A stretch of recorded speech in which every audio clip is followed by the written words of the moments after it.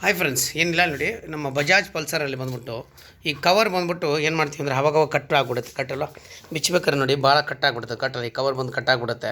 ಏನು ರೀಸನ್ ಅಂತ ಹೇಳಿದ್ರೆ ಇದು ಬಂದು ಪ್ಲಾಸ್ಟಿಕ್ ಕವರು, ಓಕೆನಾ ಅಂತ. ಇವಾಗ ನಾವೇನು ಮಾಡ್ತೀವಿ ಅಂದರೆ ಗಾಡಿಗೆ ಮೆಟಲ್ ಕವರ್ ಹಾಕ್ತೀವಿ, ಅಂದರೆ ಅಲ್ಯೂಮಿನಿಯಂ ಕವರಲ್ಲೇ ಹಾಕ್ಬಿಡ್ತೀವಿ.